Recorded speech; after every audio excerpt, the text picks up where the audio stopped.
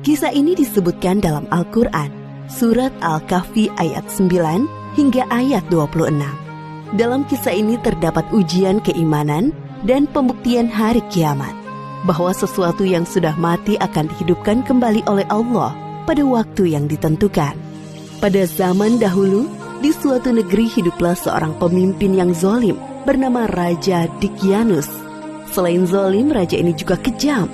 Sang raja memerintahkan rakyatnya untuk menyembah berhala. Apabila ada yang menolak, mereka akan dibunuh. Di tengah-tengah masyarakat, ada sekelompok orang yang tidak suka dengan kepemimpinan Raja Dicyanus. Mereka adalah 7 orang pemuda yang saleh. Para pemuda itu hanya beriman kepada Tuhan yang Maha Esa, Allah Subhanahu wa Ta'ala.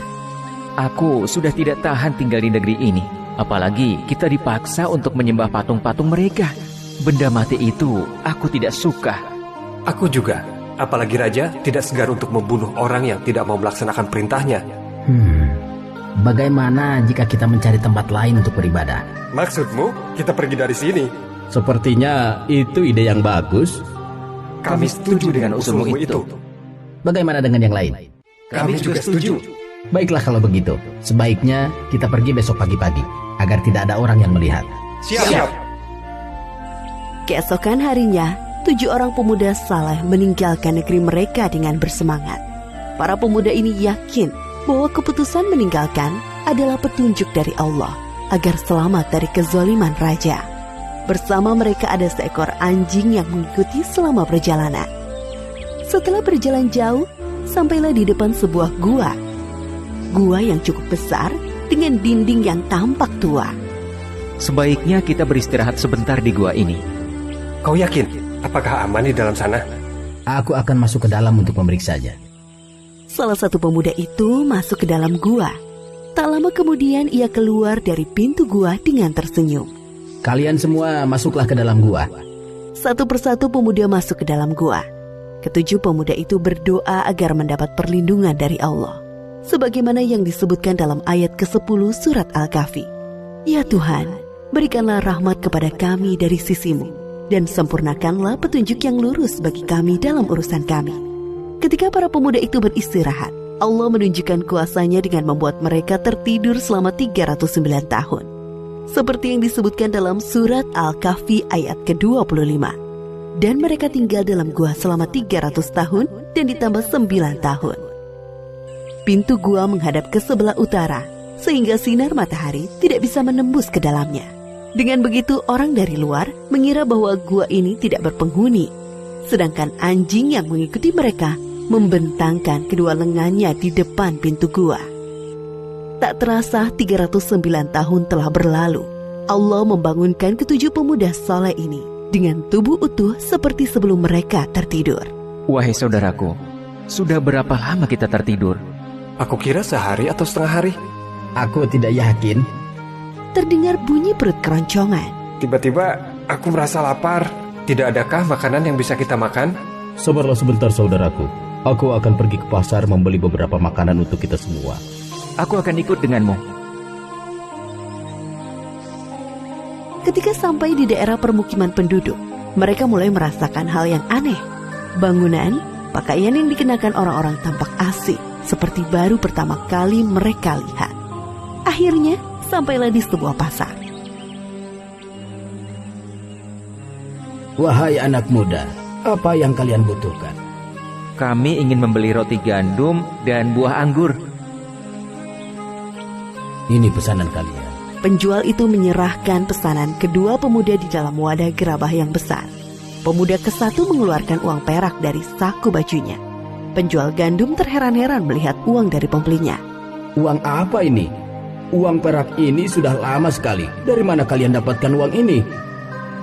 Maksudku, dari mana asal kalian sebenarnya? Aku baru pertama kali melihat anak muda seperti kalian berbelanja di pasar ini. Kedua pemuda itu pertama bingung mendengar perkataan si penjual. Memangnya sekarang tahun berapa? Itu sepertinya uang zaman dahulu.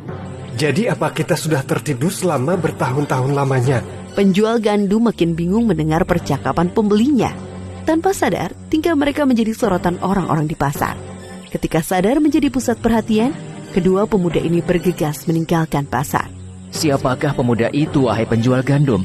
Aku juga tidak mengenal mereka. Jika melihat dari uang yang mereka bawa dan pakaian yang dikenakan, mereka adalah manusia dari beberapa abad yang lalu. Aku yakin mendengar bahwa mereka mengatakan telah tertidur selama beberapa tahun. Apa? Kalau memang benar, tidak mungkin mereka masih hidup sampai sekarang. Bagaimana jika kita laporkan saja perihal pemuda asing tadi kepada sang raja? Benar, ayo cepat kita laporkan kepada raja. Setelah beberapa abad berlalu, negeri yang dulunya dipimpin oleh raja yang zalim berganti dengan raja yang baru. Raja yang sekarang adalah raja yang adil. Salah seorang penduduk dan penjual gandum menghadap raja untuk melaporkan kejadian di pasar. Kemudian sang raja menyuruh pengawalnya menelusuri kepergian pemuda asing sampai ke gua. Sesampai di gua, para pengawal melihat ketujuh pemuda itu sudah meninggal dunia. Kemudian para pengawal kembali ke negeri mereka untuk melaporkan kepada raja. Wahai Baginda, jumlah pemuda semuanya ada 7 orang. Namun sesampainya kami di sana, mereka sudah meninggal. Jadi, cerita tentang ketujuh pemuda saleh yang hilang pada masa pemerintahan Raja Dicyanus itu sungguhan ada. Bawa aku ke sana, wahai pengawal. Baik, Baginda. Sesampai di depan gua, tampak seekor anjing besar mati di depan pintu gua. Raja beserta pengawal masuk dan melihat ketujuh pemuda itu sudah tertidur untuk selama-lamanya. Wajah mereka tersenyum. Subhanallah, Maha Kuasa Allah atas segala sesuatu yang mematikan dan menghidupkan makhluknya. Ini adalah bukti bahwa hari kiamat sungguh nyata. Maafkan kami ya Allah yang sempat tidak mempercayai adanya hari kiamat. Sesungguhnya kami termasuk golongan orang-orang yang zalim. Astagfirullahaladzim. Seperti firman Allah Subhanahu wa Ta'ala dalam surat Al-Kahfi ayat 21. Dan demikian pula kami perlihatkan manusia dengan mereka agar mereka tahu bahwa janji Allah benar dan bahwa kedatangan hari kiamat tidak ada keraguan padanya. Demikian akhir dari kisah ini. Ashabul Kahfi adalah julukan bagi para pemuda saleh, penghuni gua yang tertidur selama 309 tahun. Dari kisah ini Allah Subhanahu wa Ta'ala memberikan beberapa pelajaran di antaranya. Pertama, kita harus berani mempertahankan keimanan walaupun nyawa menjadi taruhannya. Kedua, Allah akan menyelamatkan orang yang memperjuangkan keimanannya. Ketiga, hendaknya kita tidak mengingkari adanya hari kiamat. Semoga kisah ini mempertebal keimanan kita kepada Allah Subhanahu wa Ta'ala. Wallahu a'lam.